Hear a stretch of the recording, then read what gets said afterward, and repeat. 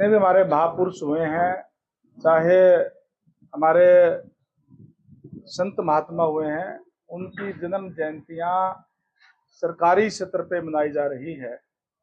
और इसी कड़ी के अंदर जैसे मैंने कहा कि महाराजा दक्ष प्रजापति की जयंती 13 जुलाई को भिवानी में मनाई जाएगी। उसमें मुख्य अतिथि आदरणीय हमारे यशस्वी मुख्यमंत्री नायब सैनी जी होंगे। अनेक मंत्रीगण, विधायकगण और नेतागण वहां उस दिन पहुंच करके और महाराजा दक्ष प्रजापति जी की जयंती मनाएंगे। मुझे पूरे हरियाणा प्रदेश में जाने का मौका मिला। आज मेरा ये लास्ट जिला है महेंद्रगढ़। बहुत जोश और जुनून और बड़ी खुशी समाज के अंदर है।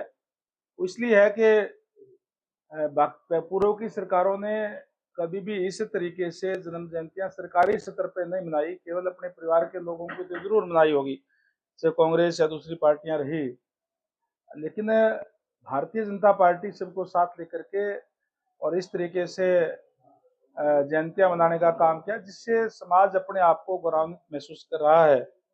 पिछली बार हमने ये हिसार के अंदर जयंती मनाई थी सरकारी स्तर पे, पहली बार, जो इसमें बहुत बड़ी संख्या में बहुत ही भव्य प्रोग्राम हुआ था। इस बार जिस तरीके से जोश लोगों के अंदर है, मैं कह सकता हूं कि भिवानी के अंदर उस दिन बहुत बड़ी संख्या में पूरे हरियाणा प्रदेश से लोग आकर के और वहां जहां अपने गुरु को याद करने का काम करेंगे, वहीं माननीय सीएम साहब का इस बात के लिए धन्यवाद करेंगे कि उन्होंने इस तरीके की व्यवस्था करने का काम किया है, जिससे समाज का गौरव बढ़ा है। भारतीय जनता पार्टी की सरकार जब से प्रदेश के अंदर बनी है, तब से हर वर्ग को सम्मान उन्होंने देने का काम किया है। और विशेष रूप से जो प्रजापति समाज भी मोस्ट बैकवर्ड के अंदर आता है, जो मोस्ट बैकवर्ड है या एससी के लोग हैं, उनको तो सबसे ज्यादा सम्मान इसलिए दिया है कि क्योंकि मेरिट के आधार पर नौकरी देने का काम किया है। जो मोस्ट बैकवर्ड के अंदर जो खासकर जो लोग होते हैं, उनकी ना तो कोई पॉलिटिकल सिफारिश होती और ना ही उनके पास पैसा होता। सारे के सारे हाथ से काम करने वाले लोग, मेहनत लोग होते हैं। पूर्व की सरकारों में, खासकर कांग्रेस की सरकार के अंदर, अभी भी बीसीए की खासकर जब वैकेंसी निकलती थी, तो मान लो 50 वैकेंसी है बीसीए की, तो 10, 20, 25 लेकर के एक नीचे लाइन लिख देते थे कि योग्य उम्मीदवार ना मिलने के कारण ये पद रिक्त छोड़े जाते हैं और बैकलॉग छोड़ दिया जाता था। वो इसलिए क्योंकि इनके पास पैसा नहीं होता था देने के लिए, ना पॉलिटिकल सिफारिश होती थी। तो इस तरीके का इनके साथ अन्याय करने का काम पूर्व की सरकारों ने करने का काम किया। मैं धन्यवाद करना चाहूंगा हमारे पूर्व मुख्यमंत्री आदरणीय मनोहर लाल जी का, कि जिन्होंने एक बहुत बड़ा नया परिवर्तन इस प्रदेश के अंदर करने का काम किया कि मेरिट के आधार पर नौकरियां दी। आज मैं गर्व से कह सकता हूं, जब से भारतीय जनता पार्टी की सरकार बनी है, जितनी भी वैकेंसीज है, चाहे वो एससी की है चाहे बीसी की है, सारी की सारी भरी जाती है, कोई भी बैकलॉग नहीं रहता। ऐसा नहीं है कि अब कोई ज्यादा बच्चे पढ़ने लगे या पहले पढ़ते नहीं थे, लेकिन पहले की सरकारों ने इस तरीके की व्यवस्था देने का काम नहीं किया था। पढ़ते तो पहले भी थे, जिससे अन्याय करने का काम जो है वो किया था। और मैं समझता हूं कि इसलिए आज सारा समाज जो है बहुत खुश है और बड़ी संख्या में आएगा। दूसरा, मेरा यहाँ आने का मकसद, मेरे पास 2 डिपार्टमेंट हैं, पीडब्ल्यूडी विभाग और पब्लिक हेल्थ विभाग। उनकी मैंने अफसरों की मीटिंग भी बुलाई है और जो जरूरी दिशा निर्देश देना, मानसून का समय है और सारे कामों का रिव्यू लेने के लिए भी मैंने आज विशेष तौर से और जरूरी दिशा निर्देश देने के लिए भी आज डिपार्टमेंट के लोगों से भी मीटिंग बुलाने का काम यहाँ किया है। इसलिए आज मैं विशेष तौर से यहाँ पहुंचा हूँ। देखिए, हमारे जो 2 डिपार्टमेंट है, दोनों डिपार्टमेंटों के अंदर विशेष रूप से, जैसे आपको पता है कि किस तरीके से जो रोड है, तो पीडब्ल्यूडी विभाग है। मैंने डिपार्टमेंट संभालते ही सबसे पहले कहा कि हम क्वालिटी से कोई समझौता नहीं करेंगे, क्वालिटी का काम प्रदेश के लोगों को देने का काम हम करेंगे। और जो एक पिक्चर लोगों के मन में बनी हुई थी कि डिपार्टमेंट रोड बनती है टूट जाती है, मैंने कहा इस बात को कतई बर्दाश्त नहीं करेंगे। और जो इसमें कोताही बरतेगा, चाहे वो हमारे डिपार्टमेंट के ऑफिसर है, चाहे काम करने वाली एजेंसीज है, उनके खिलाफ हम सख्त एक्शन लेंगे। हमने सख्त एक्शन लिए भी हैं। हमने एजेंसी जिन्होंने ठीक काम नहीं किया उनको टर्मिनेट करने का काम किया है, उनको हमने ब्लैक लिस्ट करने का काम किया है, और जो अधिकारियों के खिलाफ भी हमने एक्शन लिया है। और हमने निर्णय लिया है कि जितनी भी हमारी लिंक रोड है जो 12 फुट की है, उनको हम अगले साल के अंत तक सबको 18 फुट की करने का काम हम करेंगे। कोई भी रोड हमारी लिंक रोड जो 12 फुट की नहीं रहेगी, सारी हम 12 फुट की बजाय 18 फुट की करने का काम करेंगे। इसी तरीके से हम हमारे जो पब्लिक हेल्थ में भी जो बड़े गांव है, जो 10,000 या उससे ऊपर की आबादी है, उनको हम महाग्राम योजना के तहत हमने उस पर कार्य शुरू किया हुआ है, जिसमें हमें जो सारी सुविधाएं जो एक शहर के अंदर मिलती है, 135 लीटर पर कैपिटा के हिसाब से पानी और सीवरेज की व्यवस्था, वो सारी व्यवस्था हम गांव में देने का काम कर रहे हैं। पूरे प्रदेश के अंदर हमने 148 गांव ऐसे चिन्हित किए हैं जो इस कैटेगरी के अंदर आते हैं। हमने 5 गांवों के अंदर कंप्लीट काम कर दिया है, जिसके अंदर हमारा सीवरेज व्यवस्था और गांव के अंदर भी शुरू हो गई है। 30 गांवों के अंदर हमारा वो काम जो इसमें प्रोग्रेस पे है। प्रधानमंत्री जी की एक योजना थी, हर घर जल हर घर नल। पब्लिक हेल्थ ने हर घर पे नल तो पहुंचा दिया, लेकिन पानी में दिक्कत है। आखिर ये योजना क्यों कामयाब नहीं हो पा रही? देखिए, ये जो हमारे माननीय यशस्वी प्रधानमंत्री जी का बिल्कुल आपने ठीक कहा कि नारा है कि हर घर में नल और नल में स्वच्छ जल, उसको साकार करने के लिए लगातार हमारा डिपार्टमेंट कार्य कर रहा है। ये ठीक है कि आज हम अंतिम छोर पे हरियाणा के बैठे हुए हैं, राजस्थान के साथ लगते हैं। यहाँ पे कैनाल बेस पानी हम देते हैं, कई जगह जहाँ ट्यूबवेल का ठीक है और ट्यूबवेल बेस भी हम देने का काम हम करते हैं। और क्योंकि अंतिम छोर पे होने की वजह से कई बार पानी की जब शॉर्टेज आ जाती है नहर पानी की, तो जब रॉ वाटर अगर शॉर्टेज हमारे पास स्टोरेज नहीं होगा पूरा, तो फिर दिक्कत परेशानी आती है। कई बार एक एक महीना अगर पानी नहीं आता है तो हमने प्रपोजल बनाई है कि रॉ वाटर के लिए हम बड़ा टैंक हम बनाएंगे, जब पानी आता है तो उसको पूरा भर लेंगे, ताकि अगर कई दिन भी अगर नहर में पानी ना आए तो पीने के पानी की कम से कम शॉर्टेज नहीं होनी चाहिए। इस बात को हम व्यवस्था करने में लगे हुए हैं, हमारा डिपार्टमेंट इस पर कार्य कर रहा है। अभी रेवाड़ी के अंदर मैं था, रेवाड़ी के अंदर भी 7 लगते गांव के अंदर हमने 10 एकड़ भूमि का भी प्रपोजल भेजी है। उसको हम डिपार्ट इसको पंचायत विभाग को पैसे दे करके और वहाँ के जो शहर के लिए भी हम बड़े वाटर टैंक बनाने का काम करेंगे, ताकि रॉ वाटर की हम उससे स्टोरेज कर सकें। 2025-26 में जिंदगी सरकार हमारे प्रदेश के अंदर है, आपको पता है जैसे, और हमारा सौभाग्य है कि आज 22 जिले हमारे हैं। 22 के 22 जिले हमारे हाईवेज, नेशनल हाईवे से कनेक्टेड है। उनको छोड़ करके जो पीडब्ल्यूडी विभाग जिनका रखरखाव करने का काम करता है, 30,664 किलोमीटर की रोड जो है, जिसका पीडब्ल्यूडी विभाग जो रखरखाव करता है, इस साल के अंदर हमने नई रोड नहीं ली कि हम कोई नई रोड बनाएंगे। हमने जो पहले हमारी जो रोड बनी हुई है, पहले हम उनको सबको ठीक करने का काम करेंगे, ये हमने लक्ष्य रखा। और हमने ये टारगेट बना करके कि जून के अंदर जितने भी हमारी रोड है उन पे हम जो पैच वर्क लगाने का काम करेंगे, उनको ठीक करने का काम हम करेंगे। 14,300 किलोमीटर जो हमारी रोड है वो डीएलपी पीरियड के अंदर है, और उस पे हमने जिस एजेंसीज ने काम किया था उनसे उनको ठीक करवाने का हमने काम किया है। 5,000 किलोमीटर ऐसी रोड थी टोटल हरियाणा प्रदेश के अंदर जो बिल्कुल ठीक थी, उसमें कोई दिक्कत नहीं थी। और लगभग 5,500 किलोमीटर के हमारे ऑनगोइंग काम जो जिसके टेंडर हो चुके, जो कई काम शुरू हो गए, कई रोड उसमें पूरी हो गई, इस तरीके का हमारे चल रहे थे। और 5,000 किलोमीटर रोड ऐसी है जो बिल्कुल पुअर कंडीशन के अंदर थी, जो बहुत टूटी हुई थी। कई रोड उसमें ऐसी भी है जिसके ऊपर पैच वर्क नहीं किया जा सकता था, ज्यादा टूटी हुई थी। इसलिए उनको हमने इसी साल के वर्क प्रोग्राम के अंदर लेकर के दिसंबर तक हम पूरे का पूरा उन पे कारपेट करने का काम हम कर देंगे। उसके बाद मैं समझता हूँ कि कोई भी आपको टूटी हुई रोड हरियाणा प्रदेश के अंदर जो है नहीं मिलेगी।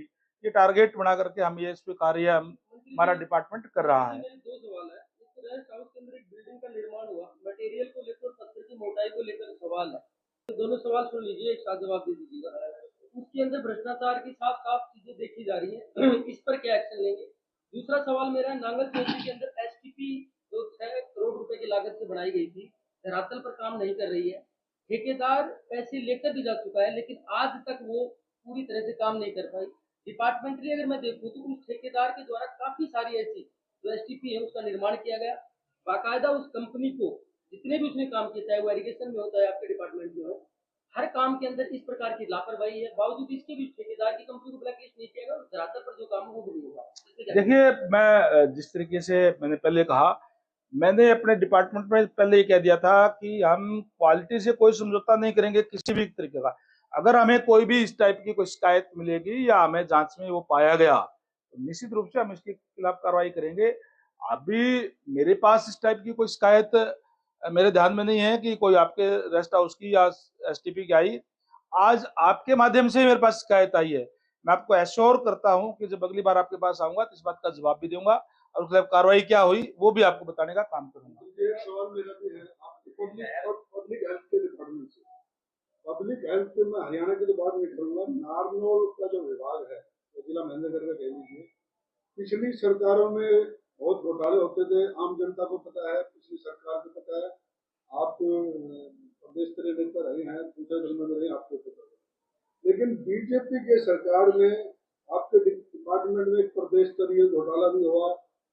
और नारनौल की बात करूं तो यहाँ के 6 अधिकारियों पे मुकदमा दर्ज हुआ पिछले टर्म में। आप मंत्री नहीं थे, शायद आपको उस बारे में नहीं पता हो।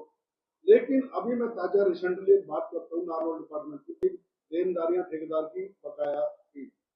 2 महीने पहले तकरीबन 11 से 12 करोड़ की एलओसी की डिमांड की गई। डिमांड के बाद यहाँ कुछ इंक्वायरी शुरू हुई, यहाँ के एक्शन ने कुछ ठेकेदारों की फर्जी फर्म पकड़ ली, जो बिल ऑनलाइन फर्जी दिखा दिए गए, टिकट या टोकन बोलते हैं आपके डिपार्टमेंट में उसको, उनको वहीं की वहीं रुकवा दिया है। इस तरह के बड़े घोटाले हो रहे हैं। एक घोटाला और है, नारनौल शहर शिविर की व्यवस्था से जुड़ गया है।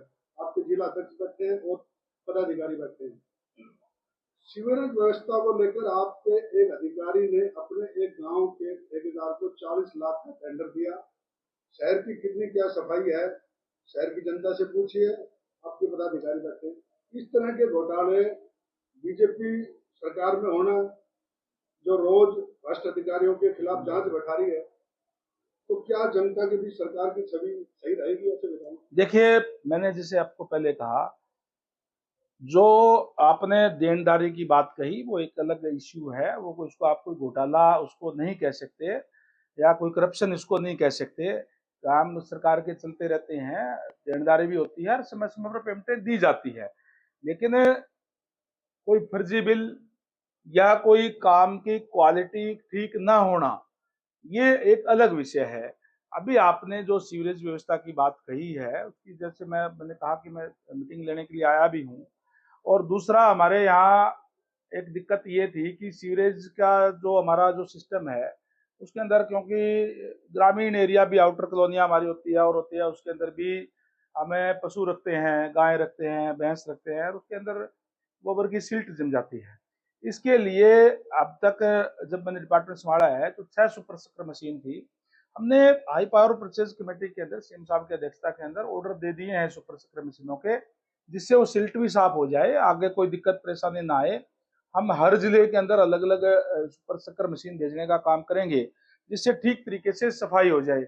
सफाई ना होने का कारण यही होता है कि सीवरेज की व्यवस्था जो ठीक ना होना, सफाई अगर मैनुअल अगर उसकी करें भी गए तो जो सिल्ट जमी हुई है वो निकल नहीं पाती। इसीलिए हमने सुपर सकर मशीनों का ऑर्डर दिए हैं। उसके बाद मैं समझता हूँ इसका ठीक करेंगे। फिर भी अगर कहीं कोई पुरानी पाइपलाइनों की बात होगी या और कोई और होगी, तो अमृत 2 का भी हमारे पास अभी पैसा आया है। 2100 करोड़ रुपए अभी हमारे मंजूर हुए हैं। उससे हम जो शहरी योजना हमारी जो है, चाहे नगर पालिका है, नगर परिषद है, उसके अंदर भी जो बाकी रह गए काम उसको भी करने का काम करेंगे।